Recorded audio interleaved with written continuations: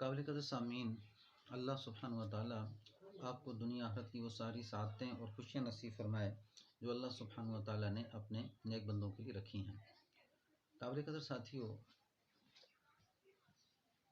اس وقت موجودہ دور میں جو روحانیت کے طور پہ علاج چل رہے ہیں، ان میں ایک بات یہ بہت مشہور ہے کہ کچھ لوگ جنات سے علاج کرتے ہیں، اور شرعاً اس کا حکم کیا ہے؟ کیا یہ علاج جس طرح کر رہے ہیں وہ درست بھی ہے، یا وہ صرف بہانے بازی کرتے ہیں؟ یا اسی طرح اگر یہ علاج کیا جائے تو شرعاً یہ انسان علاج کروانے والا کرنے والا اللہ کے نزدیک محبوب ہے، یا اللہ سبحانہ و تعالیٰ کے نزدیک جنت اس کے اوپر حرام کر دی گئی ہے، یا جنت سے دور کر دیا گیا ہے، یا اللہ اس سے ناراض ہو گئے ہیں؟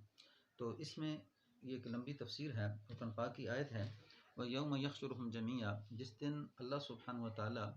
مخلوق کو جمع کریں گے، تو آگے آیت ہے یا معشر الجن قد استکثرتم من الانس، اور پھر جنات سے کہیں گے کہ تحقیق تم انسانوں سے فائدہ اٹھاتے رہے۔ پھر آگے فرمایا وقال اولیاء من الانس، اور پھر ان کے جو دوست ہیں انسانوں میں سے،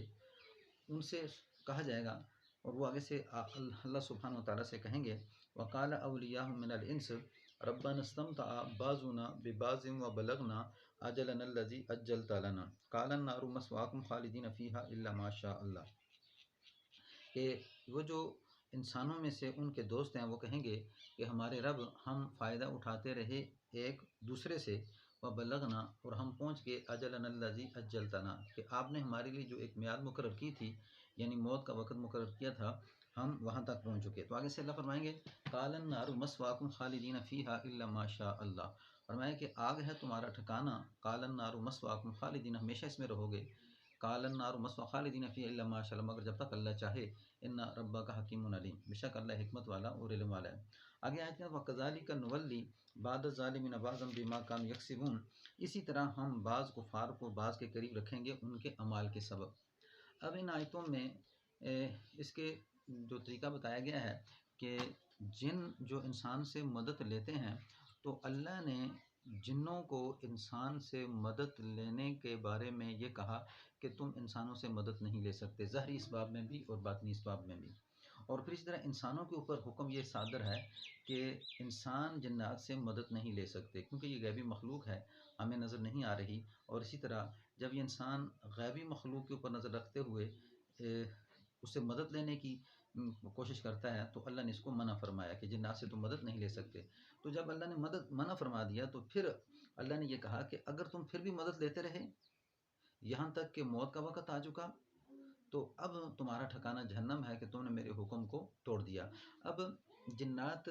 کاہن جو ہوتے ہیں، وہ جنات کاہنوں کے پاس خبریں لے کے آتے ہیں، اور پھر کاہن جو ہوتے ہیں وہ دنیا میں اس خبر کو مشہور کر دیتے ہیں۔ اور اب یہ جو کاہن ہیں، یہ مدد کس سے لے رہے ہیں؟ کسی معاملات کے اندر کاہن سے، کہ کاہن آ کے جو جن ہے، وہ شیطان جن ہے، وہ ان کے کان میں خبر ڈالتا ہے، اور پھر وہ کاہن اس بات کو پھیلا دیتے ہیں۔ تو اب اس مدد کے لینے کو اللہ سبحانہ و تعالیٰ نے منع فرما دیا۔ اب بعض لوگوں کا دعویٰ یہ ہوتا ہے کہ ہم جنات سے علاج کرتے ہیں، تو قابل قدر ساتھیوں ذرا سوچو کہ کیا صحابہ کرام کا علاج جنات سے ہوا تھا؟ کسی جن نے آ کے صحابہ کرام کا علاج کیا تھا؟ تو یہ خبر بھی بیہودہ ہے، یعنی اس کی کوئی سند نہیں ہے۔ اور اسی طرح جنات سے مدد لینا شرعاً جو ہے نا جائز نہیں ہے، لیکن بعض لوگ یہ دعویٰ کرتے ہیں، اور پھر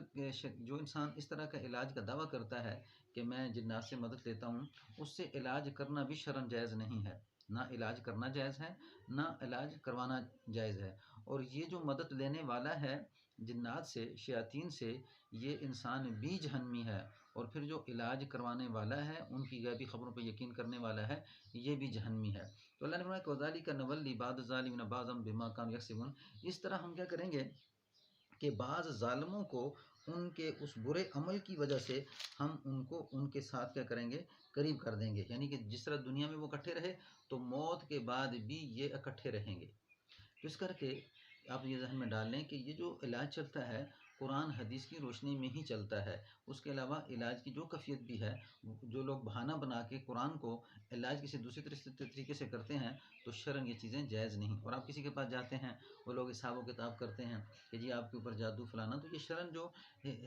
حساب و کتاب کی دلیل ہے فرمایا جو کسی کاہن کے پاس جاتا ہے گویا اس نے اللہ کے نبی پہ جو قرآن اترا اس کا انکار کیا۔ تو اس طرح کی حدیث موجود ہیں جس سے ایسے آدمی کے پاس جا کے علاج کروانا کہ جو آپ کو کاہن کے طور پہ یعنی کہ ستاروں علم نجوم کے حساب کے طور پہ کچھ بتاتا ہے، تو یہ شرعاً جائز نہیں ہے، بلکہ اس کی نشانیاں ہوتی ہیں کہ کیونکہ آپ صلی اللہ علیہ وسلم پہ جب جادو کیا گیا تو آپ صلی اللہ علیہ وسلم کو خواب کے ذریعے ظاہر کیا گیا کہ آپ کے اوپر جادو ہے، اور نبی کی خواب تو وہی ہوتی ہے، لیکن عام مومن کی جو خواب ہوتی ہے وہ الہام ہے۔ اور پھر حدیث کے اندر آتا ہے کہ خواب نبوت کا 46واں حصہ ہے۔ یہ جتنی بھی بیماریاں انسان کے اوپر ظاہر ہوتی ہیں، جادو کی، جنات کی یا نظر کی بیماریاں، یہ الہام کے ذریعے یعنی کہ خواب کے ذریعے بندے کو بتائی جاتی ہیں، اور پھر اس کا شرعاً جو علاج چلتا ہے وہ قرآن اور حدیث کی روشنی میں شرعاً دم ہے کہ وہ اس بندے پہ دم ڈالا جائے، اور وہ انسان کیا کرے، جیسے ہی وہ دم اس پہ ڈالا جاتا ہے پھر اس کے بعد کچھ اعمال ہوتے ہیں جن کو وہ کرتا ہے، اور وہ پانی پیتا ہے، پانی جسم پہ لگاتا ہے، اور کچھ خاص چیزیں ہیں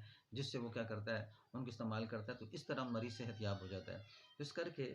بہت سارے لوگ اس دھوکے میں پھنسے ہوئے ہوتے ہیں کہ جی فلاں آدمی کے پاس موکل ہیں اور وہاں پہ جا کے علاج کیا جائے، اور جس انسان کو جنات کا اثر ہوتا ہے تو وہ تو کہتے ہیں جس کے پاس جن ہے اسی کے پاس جا کے علاج کیا جائے، حالانکہ یہ ایسا نہیں ہے، بلکہ یہ ایک پورا علم ہے جو قرآن حدیث کے اندر اللہ سبحانہ و تعالیٰ نے ظاہر کیا ہوا ہے، اور جو لوگ علماء میں سے کام کر رہے ہیں وہ اس بات کو خوب اچھی طرح جانتے ہیں۔ قابل قدر ساتھیوں، ایک بات اپنے ذہن میں ضرور جما لیں کہ الحمدللہ بڑی سے بڑی بیماریاں قرآن مجید کے علاج سے ٹھیک ہو جاتی ہیں، لیکن لوگوں کو بالکل سمجھ نہیں ہے کہ یہ علاج کس طرح کیا جاتا ہے اور کس طرح کرنا ہے۔ تو اس کر کے قرآنی علاج کی طرف توجہ ضرور فرمائیں کہ قرآن اور حدیث کی روشنی میں جو علاج چلتا ہے اس کو اپنے اوپر لازمی کوشش کریں کہ کرتے رہیں، اور پھر سب سے پہلے جتنی بیماریاں آ رہی ہیں اس میں روحانی طور پہ علاج پہلے کروائیں، پھر اس کے بعد ڈاکٹر کی طرف توجہ کریں،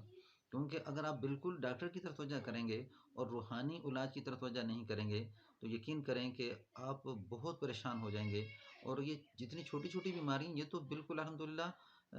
آسانی سے قرآنی علاج سے ختم ہو جاتی ہیں، اور لمبی بیماریوں میں کچھ تھوڑا سا بعض اوقات وقت بھی لگتا ہے، لیکن بعض اوقات الحمدللہ فوراً الحمدللہ جیسے ہی وہ دم ڈالا جاتا ہے، کچھ آیتیں جو مریض کو پڑھنی ہوتی ہیں وہ پڑھتا ہے تو اس سے آہستہ آہستہ وہ بیماری کنٹرول ہو جاتی ہے، ورنہ اگر اس طرف نہیں آئے گا تو انسان پریشان ہو جاتا ہے اور مال بھی لگاتا ہے، جان بھی لگاتا ہے، بعض اوقات آپریشن تک کی بات پہنچ جاتی ہے، اور جان علیحدہ ضائع ہوتی ہے، مال علیحدہ ضائع ہوتا ہے۔ اس کر کے قرآن مجید کے علاج کی طرف کہ قرآن کا یہ دعویٰ ہے کہ وَنُنَزِّلُ مِنَ الْقُرْآنِ مَا هُوَ شِفَاءٌ قُلْ وَلِلَّذِينَ آمَنُوا هُدًى وَشِفَاءٌ، کہہ دو ایمان والوں کو یہ قرآن ان کے لیے ہدایت بھی ہے، شفا بھی ہے۔ وَالَّذِينَ لَا يُؤْمِنُونَ فِي آذَانِهِمْ وَقْرٌ عَلَيْهِمْ عَمًى، وہ لوگ جو یقین نہیں رکھتے ان کے کانوں میں کیل، ان کی آنکھوں میں اندھا پن ہے۔ تو اس کر کے اسے لائک کریں، شیئر کریں، اور چینل کو ضرور سبسکرائب کر دیں، اور بیل آئکن کے بٹن کو لازمی دبائیں تاکہ آئندہ آنے والی ویڈیو میری آپ تک پہنچتی رہے۔ السلام علیکم ورحمۃ اللہ وبرکاتہ۔